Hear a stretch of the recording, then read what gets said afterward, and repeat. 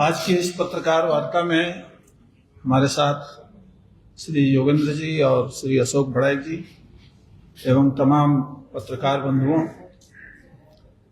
Bharatiya Janata party ने आज जो बैठक आयोजित की प्रदेश पदाधिकारियों की, इसके पूर्व 3 जो निर्धारित बैठक है वो हो चुकी, मंडलों में, जिलों में और कोर ग्रुप की बैठक। आज पदाधिकारी की बैठक थी और उसमें पिछले जितने बैठकें हुई उनमें जो विषय आया उसके आधार पर हम आगे की रचना आज से शुरू करने वाले हैं। हम सभी जानते हैं कि इस झारखंड राज्य में पूरे देश के साथ साथ SIR का काम अर्थात मतदाता गहन पुनरीक्षण सूची बनाने का काम चुनाव आयोग के द्वारा किया जा रहा है और चुनाव आयोग ने सभी राजनीतिक दलों से आग्रह किया है कि वो अपने दल के BLA-2 कार्यकर्ता का नाम और उसका फोटो वो निश्चित करके और राज्य जो जिला के पदाधिकारी कार्यालय हैं, माने चुनाव कार्यालय, वहां जमा कर रखें। भारतीय जनता पार्टी ने ये काम अच्छे प्रकार से कर लिया है।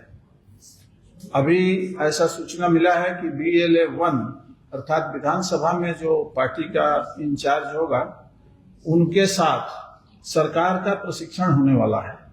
तो ये 16 से शुरू होगा और 20 तक चलने वाला है। तो हम लोगों की चर्चा एक इस पर भी थोड़ी हुई थी और इस काम को हमको ठीक प्रकार से करना है, क्योंकि हम जानते हैं कि यहाँ के जो वोटर लिस्ट बने हैं, इस वोटर लिस्ट में अनेक ऐसे नाम शामिल हो गए हैं जो या तो भारत के नागरिक नहीं हैं या जो नाम हैं भी वो यहाँ रहते नहीं हैं। जो नाम शामिल है वो या तो मृत पाए गए हैं या है नहीं। ऐसे बहुत सारे नाम इसमें जुड़े हुए हैं जिनको हटाना, जिनका संशोधन करना इस SIR के माध्यम से बहुत जरूरी है, ताकि आने वाले समय में जो चुनाव हो वो शुद्ध मतदाताओं का चुनाव हो जो भारत के निर्वाचन प्रक्रिया में भाग ले सकता है। तो एक विषय ये था। दूसरा, हम लोग अभी एक बड़े भारी संकट से किसान जूझ रहे हैं और वो संकट है ये जो अनावश्यक ओलावृष्टि, भारी वर्षा और इस कारण से हमारा किसान अत्यधिक प्रभावित हुआ है झारखंड में।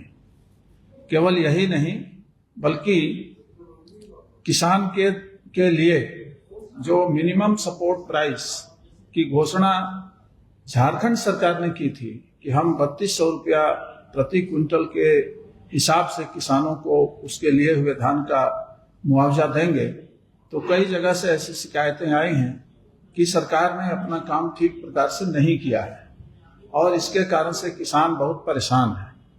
तो ओलावृष्टि के कारण जो किसानों का फसल बर्बाद हुआ है उसके डिमांड को लेकर, मांग को लेकर, और सपोर्ट प्राइस किसान को मिले, न्यूनतम मूल्य धान का जो सरकार ने ही घोषणा किया है चुनाव के समय देने का, वो कम से कम पूरा करे। तो ये काम सरकार को करना चाहिए, ऐसा एक डिमांड को लेकर। और स्थानीय समस्याओं में भी बहुत सा ऐसी समस्या होती है जो स्थानीय लोग प्रखंड स्तर पर जूझते रहते हैं, उसका समाधान नहीं हो पाता है।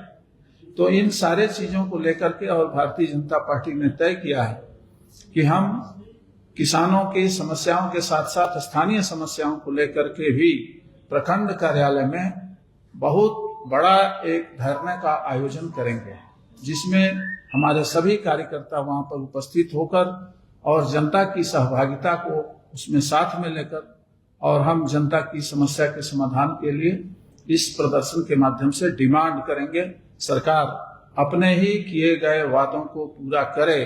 ये बात हम सरकार के संज्ञान में लाना चाहते हैं। दूसरा विषय है कि हम लोग इन सारे चीजों को कैसे करेंगे, ये सारा विषय हम लोगों के ध्यान में आ गया है। अब हम लोग मूल रूप से आज का जो ये विषय है ये केवल इसी 2-3 विषय पर आधारित था, जिसकी सूचना इस पत्रकार वार्ता के माध्यम से हम आपके बीच में दिए हैं। आप सबको बहुत बहुत धन्यवाद। नमस्कार। एमएसपी को लेकर एक सवाल है कि धान को लेकर तो किसान तो धान क्रय करके बेच दे, सरकार ना लेनी तो वो भी ले। फिर इस मुद्दे को लेकर अभी नहीं लगता कि बीजेपी इस मामले पर बहुत देर हो गई, लेट कर दी बीजेपी? नहीं, अभी आज सरकार ने एक घोषणा किया है कि वो कुछ राशि निर्गत किए हैं इन सारे संदर्भों में, और वो भारतीय जनता पार्टी के इसी मांग के कारण से उन लोगों ने किया है। लेकिन इसके लिए, इसके अलावा भी बहुत सा ऐसा विषय है जिस विषय को लेकर के जनता जूझ रही है उन समस्याओं से। तो हमारा एक जागरूक राजनीतिक दल होने के नाते हमारा एक कर्तव्य बनता है कि हम उन सारे चीजों को लेकर के और उसका समाधान हो सके, इसके लिए हम सरकार को संज्ञान में ये बात ला सकते हैं।